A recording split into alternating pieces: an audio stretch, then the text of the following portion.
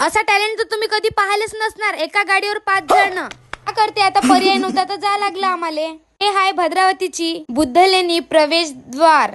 किती मस्त आहे ना, एकच नंबर. येथून विजसन टेकडी फक्त 2-3 किलोमीटर वर आहे. आम्ही आता 5-5 जण बसलो बाई त्या गाडीवर. त्या गाडीवर आता पोलीसवाला घेऊन पाहिला तर काहो लोक आमच्याकडे पाहून खिकी खिकी हसत होते. काहो हे द्याची पद्धत होय का होय म्हणत होते. मग आम्ही पोहोचलो विजसन टेकडी, पण आम्हाला तिकडे नाही जायचं होतं. तुम्हाला आता मी बाहेरूनच विजसन टेकडी दाखवत आहो. आम्ही गेलो होतो मग केक घ्यायसाठी मस्त यमी यमी. पाहून माझ्या तोंडाले पाणी आलं का. मग हिनं घेतली मस्त मिठाई. तिच्या बहिणीचा 7वा महिना आहे ना, म्हणून ह्या सगळे प्रोसेसिंग करायला लागत आहे.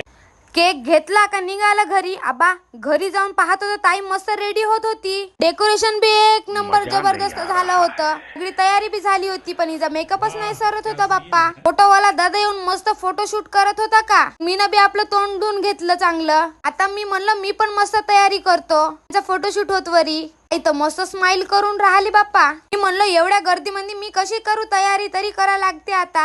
आबा रेडी झालं, पण हा फ्लॅश चालू झाला तर काही दिसतच नव्हतं. थांबा दाखवतो तुम्हाला. ये है मेरा कमाल. आज आम्ही तिघी मैत्रिणी सेम सेम ड्रेस लावलो होतो.